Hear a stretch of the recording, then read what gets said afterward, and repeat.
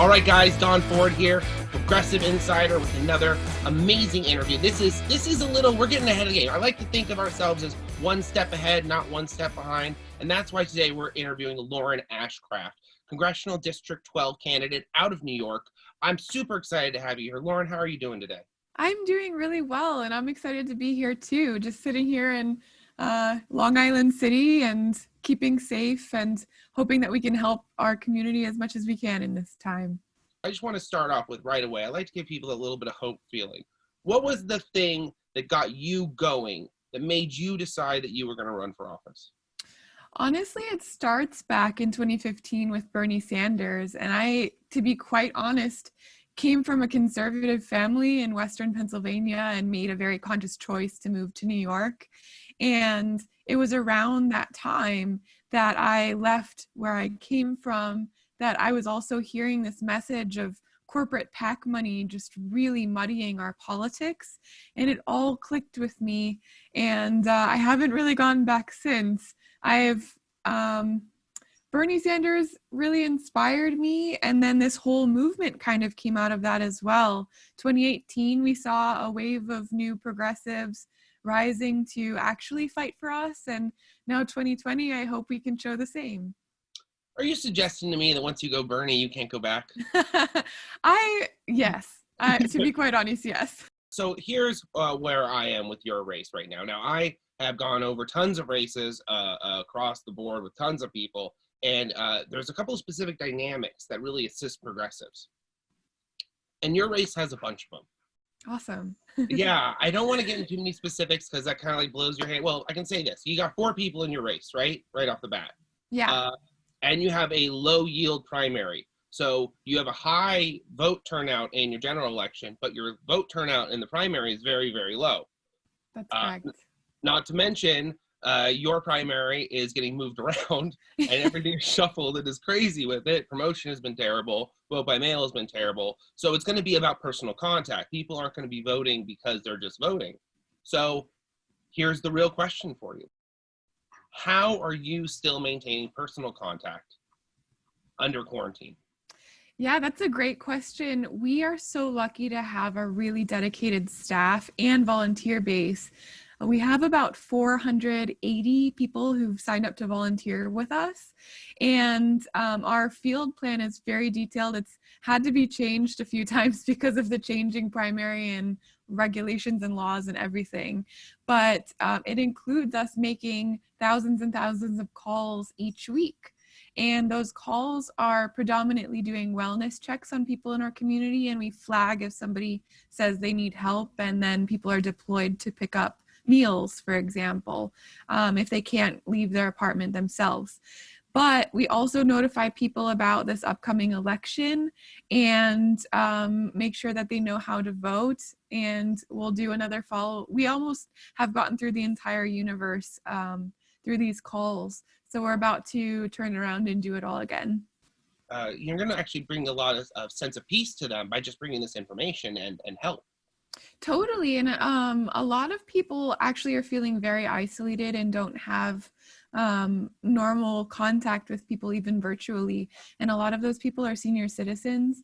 And we specifically have told our team, if somebody just seems like they need to talk and you're feeling okay, just go ahead, because some people have actually just expressed they haven't heard from people in multiple days, and that's really hard on people's psyche, especially senior citizens, where it starts to affect their physical health as well. So we're trying to do everything we can. We've also set up a COVID-19 information resource on my website, laurenashcraft.com. So there are links to get cash assistance and grocery help, and also a way to let my team know that you need us to pick something up for you. You bring up a really important issue that not enough people are talking about, and that's the mental health aspect. And when we look at the quarantine that happened in Asia, we did see a peak in suicides.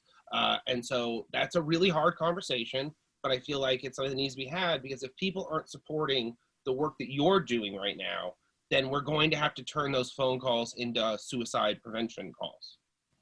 Yeah, it's really it's a really traumatic time for the whole country, even if you haven't lost a loved one. I know that there were like 3 days where I couldn't really wake up or get out of bed, and I was convinced that I myself had coronavirus, but it turns out I just had a very physical toll from the emotions that I was feeling, and it's really like go, go, go, and how can I help, and what's next, and a lot of uncertainty, even on my side. And if I'm feeling that way, I can't imagine what it's like to be, for example, a single parent with 3 kids who just lost their job, a senior citizen who hasn't talked to somebody in 5 days. There are so many people who are really, really struggling right now, and we haven't had our rent canceled. So in New York's 12th congressional district, it is one of the least affordable places to live. And I can't imagine the emotional toll if I'm lucky to be sharing an apartment with somebody who still has a job. I can't imagine the toll if you're on your own and your government has completely forgotten about you but keeps dumping money at huge corporations instead. It's a really traumatic time, no matter what your physical health is.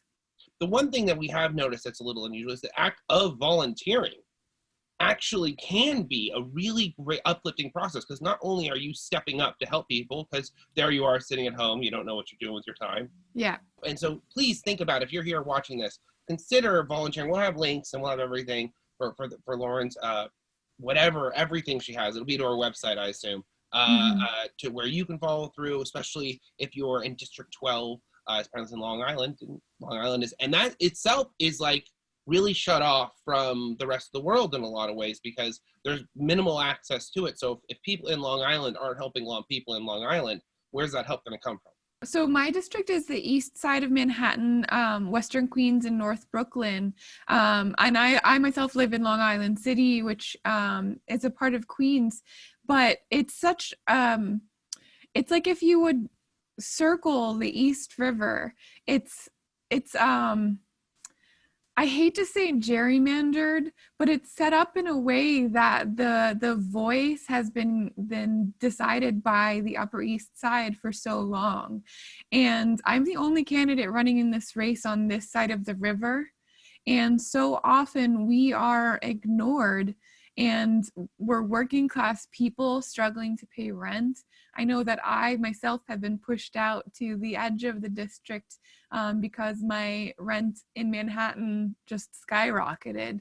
So that's the story of so many people. And I myself am also a stand-up comedian kind of on the side. And Then we're definitely going to have to cover funnier material. Yeah.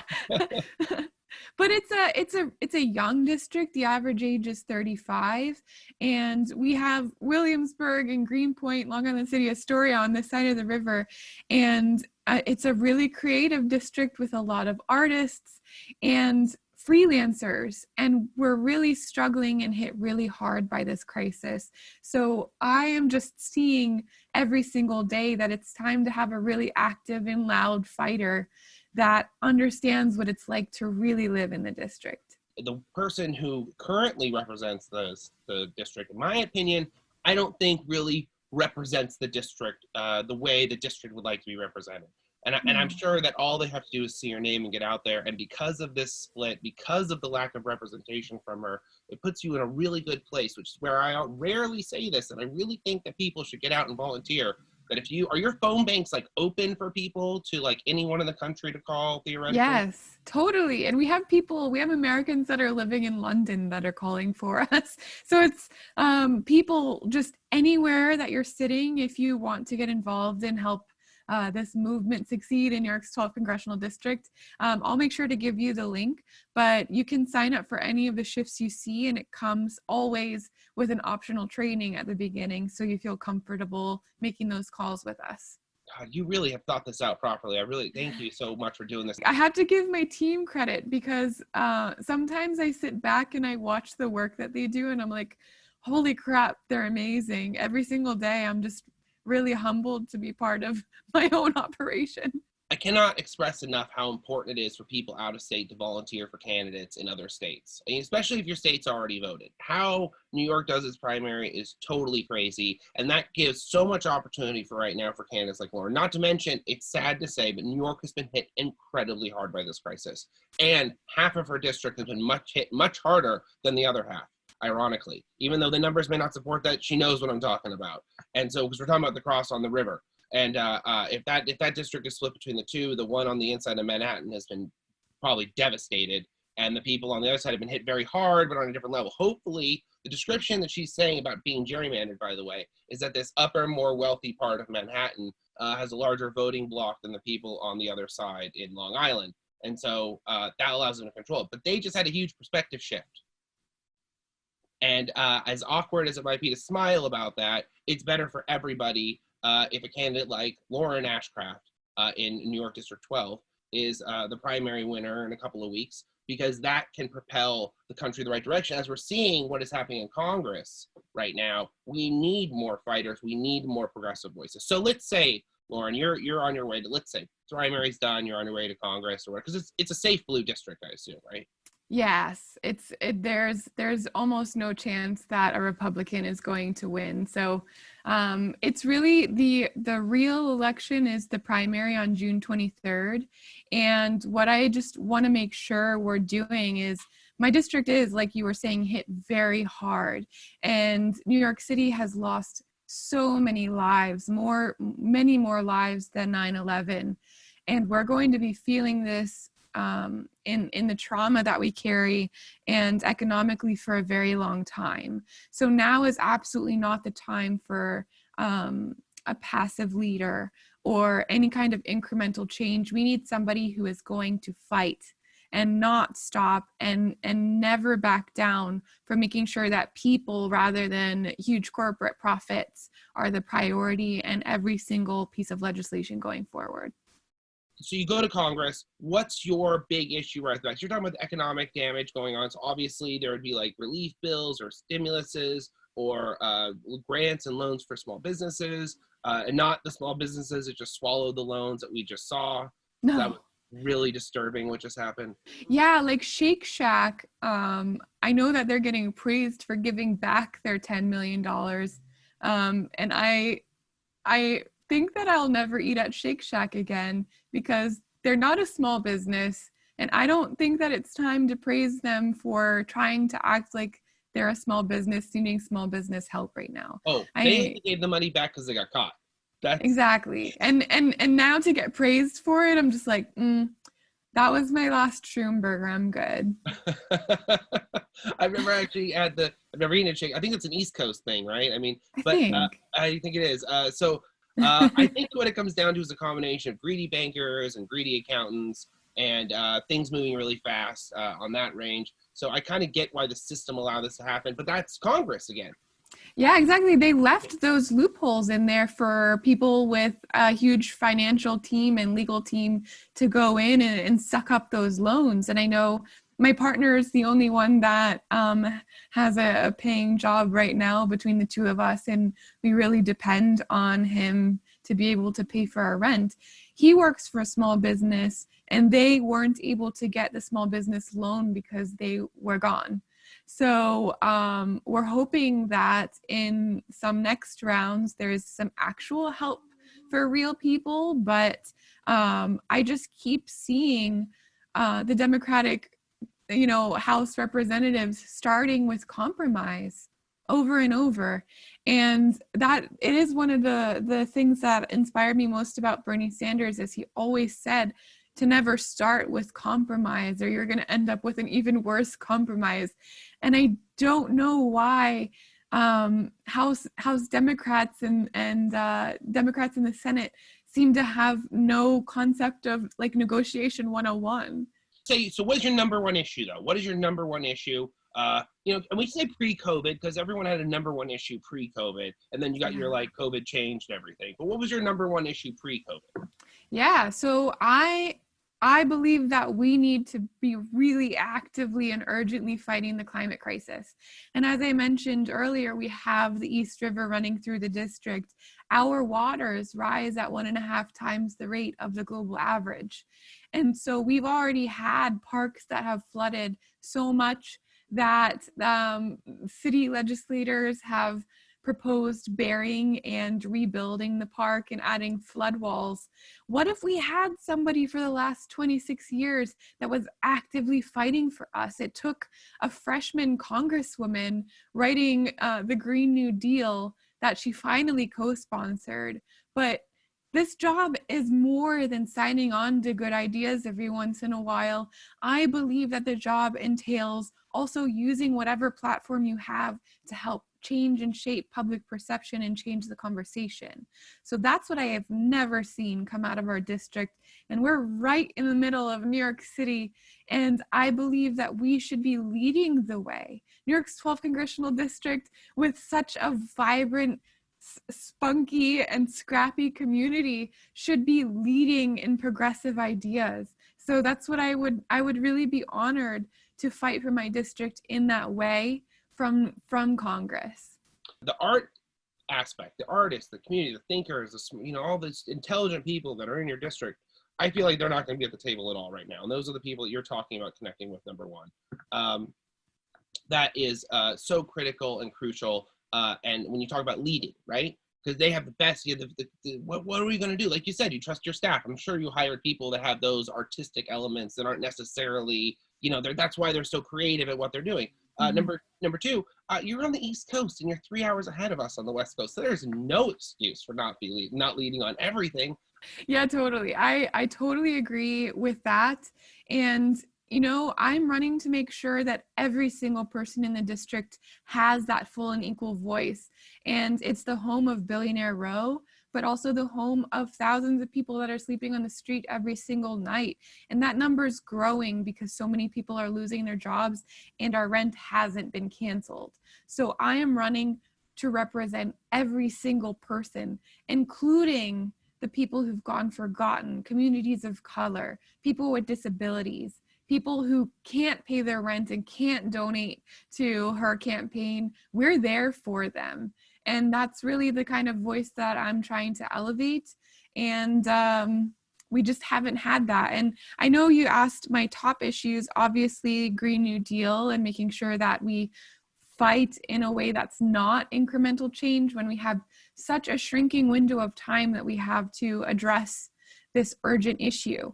But otherwise, we're seeing right in the middle of the coronavirus pandemic that we don't have the healthcare that we need. We have a broken healthcare system that exists purely to make profit. And that doesn't work without a pandemic, and it certainly doesn't work in the middle of one. So I am pushing with no compromise at all for Medicare for all, because that's what we deserve and we absolutely can pay for it. Our federal budget is a list of our priorities, not what we can afford.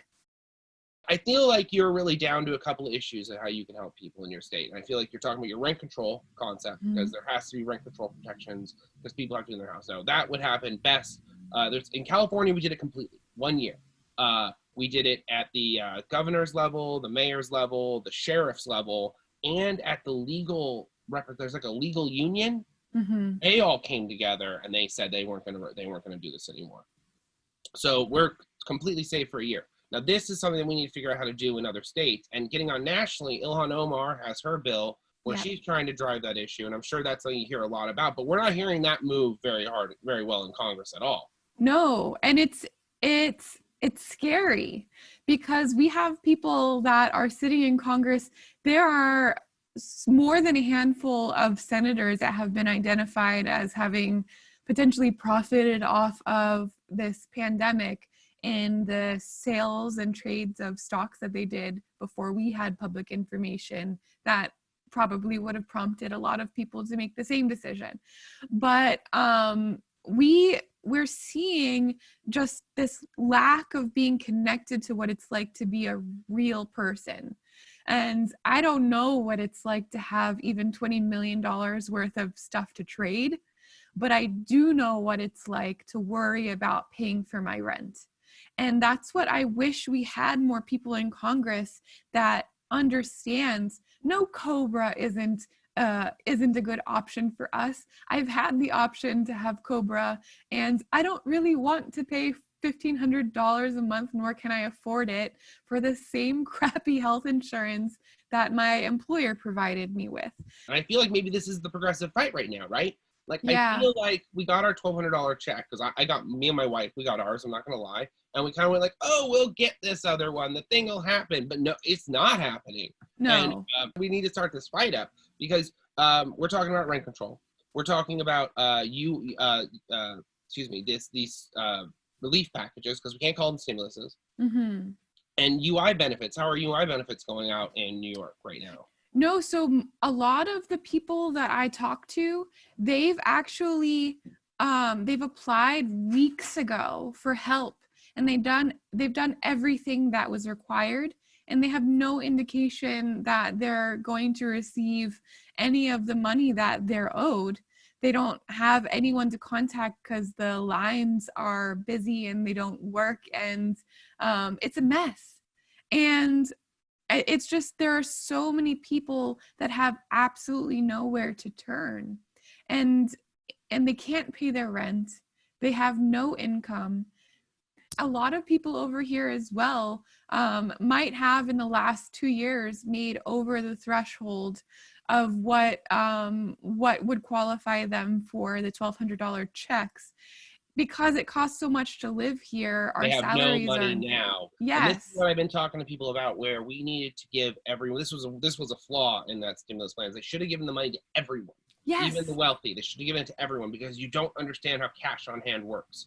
People don't, just because they made $100,000 last year doesn't mean they have a penny to spend on food at this exact moment. And they're at the bottom of the pool of every bit of help possible, and they get just as sick as everyone else because everyone's so on top of each other. You need as many volunteers as you can. Yes. You look at the link below.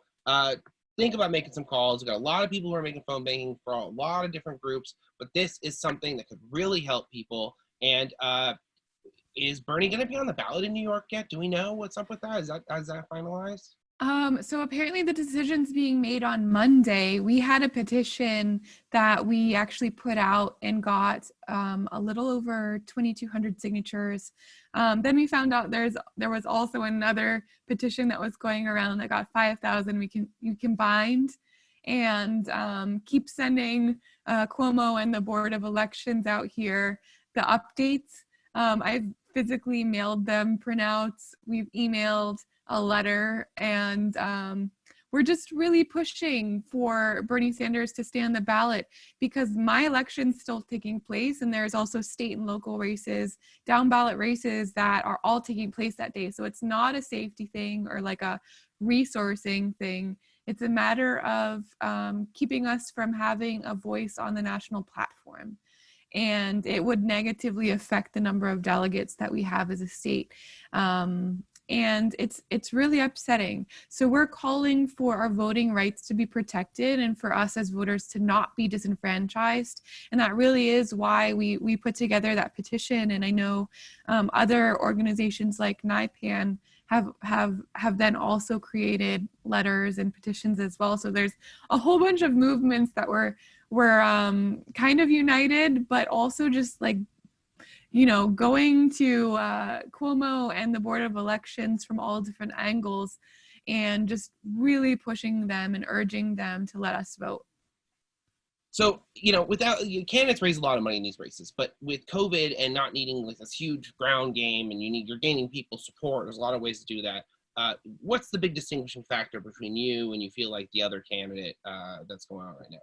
Yeah, so up against a 26-year incumbent, we're really proud to say in the entire race, we have the most small dollar donations, and also the most small dollar donors as well. And that's any donation under $200 at a time. And we also obviously are able to see the occupations of people that are donating to my campaign. And there are a lot of students, there are a lot of veterans, there are a lot of people who are unemployed. And what we are really understanding and humbled by is the fact that we represent the working class struggle, and people see hope in our campaign. So I take that very seriously and carry it with me every day. And I'm just fighting to elevate people and do them justice in my fight. You know, the big conversation, of course, I think for the incoming class of freshmen of 2020, right? And 2021 is when it'll be. Yep. It's going to be healthcare. It's going to be healthcare is going to be the big issue. Everyone's going to be discussing it. If it's not already sorted out, which Democrats are going to screw in November if the Republicans get it sorted out before we get a chance to. Mm-hmm. But the big conversation is going to be about healthcare, and that's what Marie Newman was talking about. That's what I feel like I'm going to be talking about with a lot of Democrats moving forward, because we are going to have to do the COVID, small business, all that stuff before the end of the year. Yes. So the rebuilding is going to have to start, because we're still going to have waves. Just so everybody knows, we're in the peak of, we're not even at the peak. We're like the almost the first peak, but the next one is up here. Like totally. This is here, and then there's another little one, and that one even drops off awkwardly because people still don't listen. Seeing all these protesters, and I'm just saying to myself, like, what if we had federal legislators who were really united and just being like, stay home? Because we're seeing the president just applaud people for being out on the streets. It's literally killing people. And I will not stand for any of these people coming to New York as tourists, because we're struggling enough. Definitely, tourism, I'm like, no, thank you. Like and that's what the mayor of LA has said, and that's what, everyone is saying in general, and that's where they said, what was the joke? When you have half the country staying home and half of it not, it's like having a peeing section in a swimming pool. And I think that's really true. We're also finding out that all of these stay-at-home protests are all, which I thought I've been having stay-at-home protests for years, but the stay-at-home protest was it's all being turfed. It's all inorganic. Basically in southern states, if they have the states open, they don't have to give them unemployment benefits. So they have all this new unemployment benefits coming in, and the state wants to keep it instead of distributing it. And so if they say the state's open, then they don't have to give it to these people. And then they also don't have to worry about UBI, because as soon as UBI happens, which is inevitable, I think. It's an inevitable factor coming right now. Yeah. I mean, I'm surprised that people who have elections this year haven't already pushed harder for it. I have no idea what's going on, but I'm calling, and I totally agree with the call for $2,000 per month until a year after this crisis as well, because there's going to be a lot to recover from. Also, a federal jobs guarantee is something that I wholeheartedly support. And again, we just need to make sure that we finally start practicing trickle-up economics, because if you want us as people to be able to buy anything, then we need purchasing power, which we don't have. Otherwise, you're setting yourself up to continuously have to pay, throw all this money at corporations at the top. And we all know that doesn't trickle down. Lauren, you know what? You are amazing. I'm so impressed with you. I think you're doing all the right things. And I'm not just saying this, like, I'm genuinely like, wow, I'm going to get on my Facebook and I'm going to make some posts about you. Like, you are really doing the right thing the right way. You're in a race that's totally winnable. It is just all around, you're taking up the right things, and I feel like you're listening to the people on the issues that are happening. So, so please, if you're here, check out her website, think about making donations. I know a lot of people just got rid of their monthly contributions. I think that this is a one to really think about, because it seems like everything is going directly into relief. And I'm hoping that you'll come back and we can talk about this more. Oh, so I would love to come back. Let's definitely stay in touch. And thank you for highlighting this movement with your platform. And let's win this thing together. And I'll make sure I give you all the links, because every single call that we make helps people and also helps let them know that there's an election where they actually have a choice. And we can send somebody to DC who is never going to stop fighting for things like Medicare for all and a Green New Deal, and making sure that we as people come first over profit. Love it. And that's exactly what we need. We need that all over. Well, I'll even vote for a Republican who says that, honestly. I'm gonna do it, man. I'm all on board. But that's not. So thank you so much for being here. I have been Don Ford. I probably still will be tomorrow. We'll see how that goes. This has been Progressive Insider with Lauren Ashcraft, District 12, New York for Congress.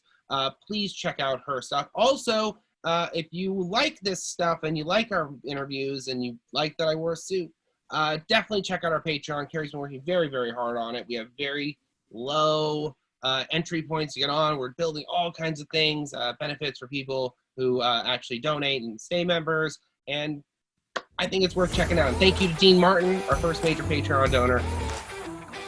So thank you. That's it, guys. Thank you.